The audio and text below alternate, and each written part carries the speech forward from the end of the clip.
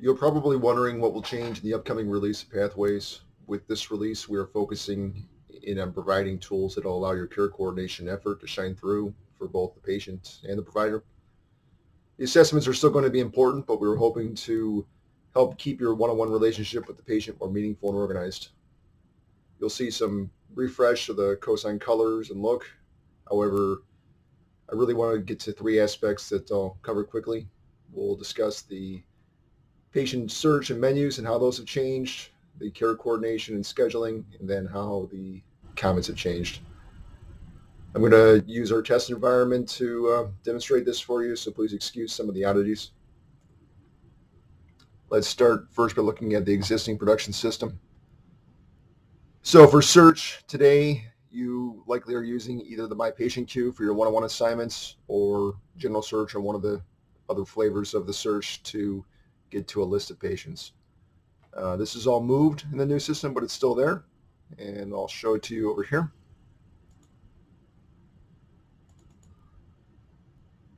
So fundamentally, the home page no longer has the main search options. Everything exists in the top toolbar. The main search function you'll probably use now is right here in the toolbar. Unlike the old search where you had to pick a practice search for a full last name and comma first or a set of initials, you can search just the first name or some combination of names. You can search email addresses, phone numbers, any number of things in this box. We'll probably add more to it, but right now it's name, MRN, email, and phone. Now, again, if you look at the old system, if you needed to do let's say, a not met threshold search, you'd be jumping back and forth to the home screen or using this. If you needed to get to the same search in the updated system, that's behind this advanced search button, the little filter cone next to the names, and you have the save searches. It's the same searches, so if you need to use it not met threshold, you can do it right here. If you wanted to layer additional criteria on top of that, you could do that, but you could just run it as is without anything more. Otherwise, the other changes I want to point out as far as what you're doing today will be the add patient. So today, new patient is down here in the footer menu. And underneath the applications menu, you can get to practice admin, secure messaging, and dashboard. In the updated menus, add patient is now here next to the search box. And the other applications are behind this little grid icon.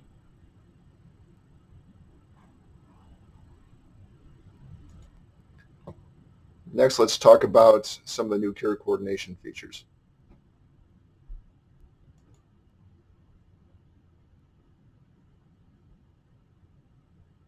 I should have mentioned to get back and forth to your list of My Patients. It's still here on the menu, My Patients, in addition to the other searches. And if you want to toggle the list back and forth, you have this list toggle on the right. Okay, care coordination. So there's two aspects to this. The first being the new care coordination module, which will allow you to create tasks. Now, the purpose of this is to, while you're having your encounter with the patient, to capture things that you can follow up on, whether it comes out of the EMR for provider notes or from conversation with the patient or the family, the caregivers. Maybe you get a fax or an email, something from the insurance company that needs to be followed up on. So let's just say the provider says, the patient needs to get blood work before the next appointment.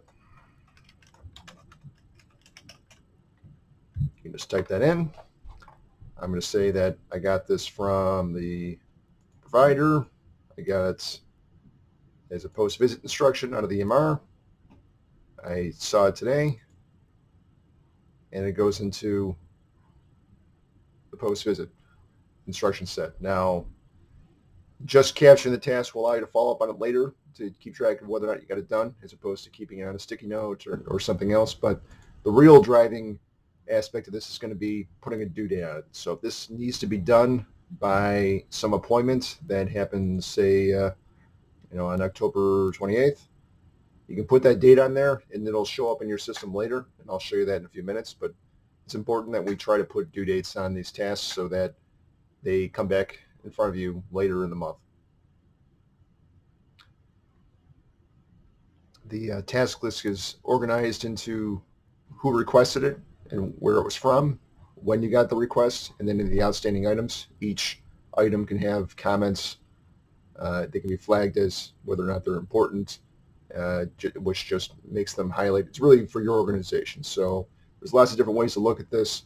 It is important that we create new task lists with the date that we receive the request each time you get a new set of instructions. So if you were to come back to the patient in 2 weeks and you had additional notes from the provider, maybe in a email in the EMR, or you talk to the patient a second time, create a new request with a due date, because we're going to be wanting to measure how long it took to get those tasks completed, and that date will be driving how long that task set is outstanding.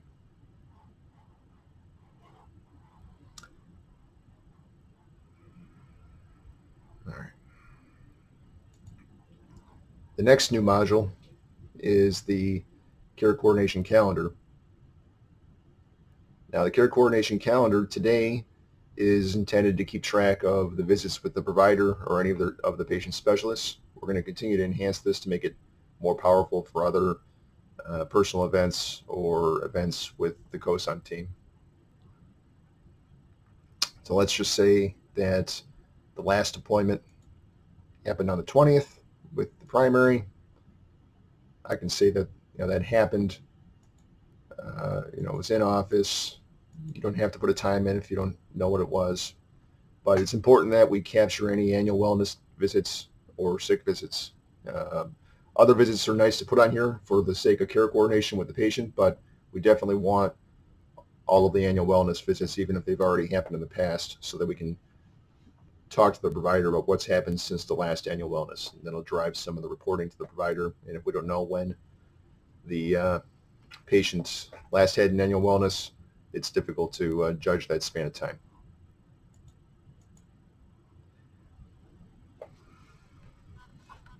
So in addition to creating an entry in the past, you can create one in the future. You can also add additional specialists. So we've had this directory in another module for a while. A lot of you probably haven't used it. Depending on the state of the patient's practice, you'll get a list. This list will grow as we all start using it. But the intention is to either pick someone from the directory that's already in here or add to it with as much information as we have about that specialist. Or you can go ahead and create a brand new specialist if they're not in the directory. Once you've selected a specialist, I can say that Richard here is going to have an appointment with this cardiologist on the 20th at 10 a.m. in the office.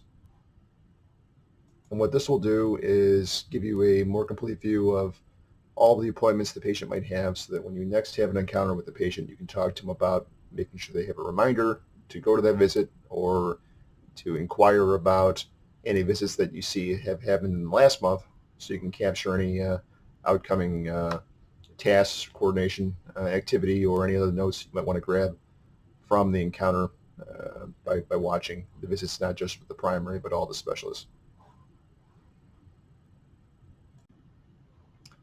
Now, all this becomes important because of the new home screen. So we're trying to get you away from having to use search to find patients to work. I'm going to skip tracking. So the new home page is a feed, much like what you might see in Facebook or LinkedIn. The system's going to put things in front of you that are relevant time-wise or importance-wise. From the get-go, it's a mix of scheduled calls, overdue calls, tasks that are coming up, tasks that are overdue, and comments from managers. So let's just go through this real quick. So this is a task that I have due today with Richard. I have my task information that I had stuck into the care coordination. I can click on it and jump right to the task and read more about it.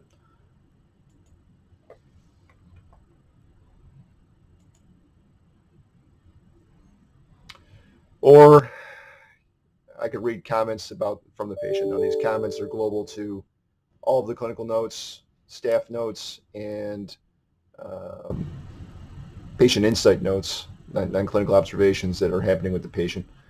This right side gives me a kind of highlight of what's going on with the patient, their high-level conditions, who the provider is. As you scroll through your feed, it gives you additional information about the patient. We're going to continue to add to that highlight, uh, that summary information. Up in the bar here, you can get, by highlighting the patient name, information about the patient's MRN and phone numbers. This counter gives you the average length of a phone call. So when you mark a call as successful, we know how long that phone call lasted. So this is to help you gauge how long your next call might be. This does not count voicemails or unsuccessful contacts. So it's just the length of time you spent in the last 3 months on successful calls with this patient. This gives you an indication of how many minutes have been tracked on the patient so far this month. Depending on the type of task that's driving the entry on the screen, you'll have things like tasks, you'll have scheduled calls. Now, sometimes if you didn't complete the call, you'll end up with an overdue call, and it's just staying on your feed to remind you to get this done. Now, if you meant to complete it and didn't do so, you can always jump to the patient, go down to the call times,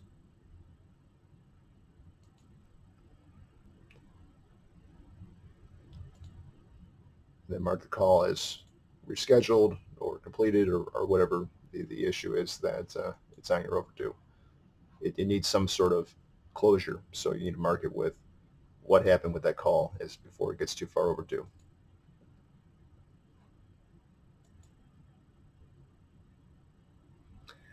The left side here lets you filter your feed down to things that you might be more interested in. If you want to first focus on your calls that are scheduled upcoming, this will give you calls that are coming up that you've scheduled in previous encounters in your one-on-one in the call times. And then overdue calls gives you a list of calls that you had scheduled but haven't been marked with a closure. You didn't say that they were completed or rescheduled, whatever the issue might have been. And then these tasks are what are coming out of that new care coordination module. So if you put in an entry that you need to remind the patient to get their blood work done before the next appointment, and you're coming up on that day, this is just going to give you another touch point to maybe have a 2 5-minute call, something like that, with the patient to give them that one last reminder, and the provider is really going to appreciate that the patient comes into the practice prepared. Similarly, you might put in an entry that the patient needs a refill or something, or possibly you learn that the walker's broken and you're trying to get the provider to order some new DME.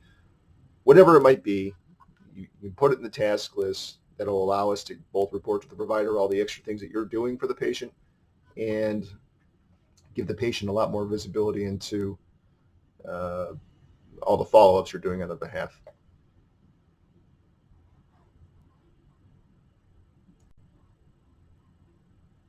Last piece I want to talk about is how we've changed clinical notes. So traditionally, you've been using the clinical note module probably just to add a summary note at the end of the encounter. This note module continues to exist, and it'll continue to have all notes that you've created anywhere. However, as you're working through the modules, in any module you'll see this bar, which you can move around if it's in your way. But this will allow you to add clinical notes, non-clinical notes or observations to patient insights, or staff notes. Now, clinical notes will go on to the patient's care plan. Non-clinical observations only go into patient insights, and it's for any of the care coordinators to have a better idea of what's going on with the patient. If you wanted to make a comment about, an upcoming personal event or just some tips and tricks with working with that particular patient, that's a great place for it. Staff notes is really going to be for more for QA. So If your manager or one of the quality reviews has some feedback for you on a particular module, they can make staff notes and they'll be categorized here. They also are not part of the care plan. When you make a note, the clinical note gets tagged with which section you're making the note for. So if I add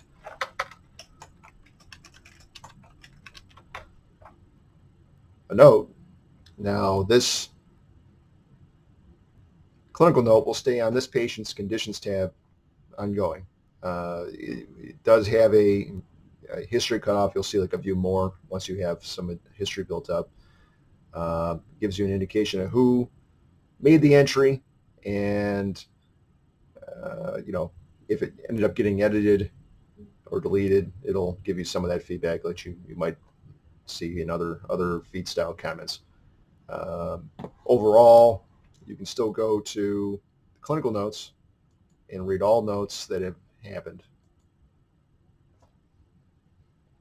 You can see this is a condition note, enter here. So the clinical notes also show up back on that feed.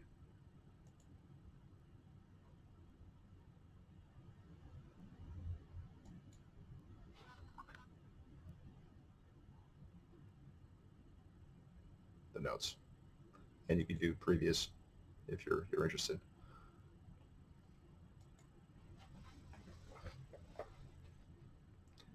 The other place you'll start seeing that note feature showing up more and more is at individual events. So if you're back into your tasks, these notes are for this individual task. So if I needed to add a clinical note about this task, I can add it here, and then it'll give you a way to keep track of what's going on with the task. We'll be doing the same thing with care coordination, and eventually notes that are scattered about in the system will all get replaced with these 3 bubbles of note types. If the note box itself is in your way, you can move it around, you can leave it up. It's up to you.